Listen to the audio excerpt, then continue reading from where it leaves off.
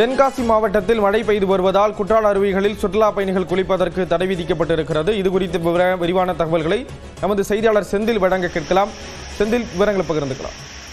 ஸ்ரீராம், அதாவது தென்காசி மாவட்டம் மேற்கு தொடர்ச்சி மலைப்பகுதியில் அமைந்துள்ள குற்றால பகுதிகளில் தொடர்ந்து நேற்று இரவு முதல் பெய்த மழையானது இன்று காலை முதல் இந்த தொடர்ந்து மழை என்பது குற்றாலம் மேற்கு தொடர்ச்சி மலைப்பகுதி மட்டுமல்லாது மாவட்டம் முழுவதும் தொடர்ந்து சாரல் மழை பெய்து வருகிறது. இந்த மழையின் காரணமாக பிரதான அருவியான குற்றாலம் மெயின் அருவி, ஐந்தருவி, புலியருவி, சித்தருவி, பழைய குற்றாலம் உள்ளிட்ட அனைத்து அருவிகளிலும் தற்போது தண்ணீர் வரத்து என்பது அதிகரித்து வரக்கூடிய சூழ்நிலையில் சுற்றுலா பயணிகளுடைய பாதுகாப்பு நலன் கருதி அருவியில் குளிப்பதற்கு போலீசார் தற்காலிகமாக தடை விதித்துள்ளனர். இந்த தடையின் காரணமாக அருவியில் குளிக்க முடியாமல் வார விடுமுறையை கொண்டாடுவதற்கு வந்தக்கூடிய சுற்றுலா பயணிகள் ஏமாற்றத்துடன் செல்கின்றனர். மேலும் அருவிக்கரையில் அங்கிருந்து வரக்கூடிய சாரல் மலையில் நனைந்தபடி மொபைல் போனில் புகைப்படம் எடுத்து மகிழ்ந்து செல்கின்றனர்.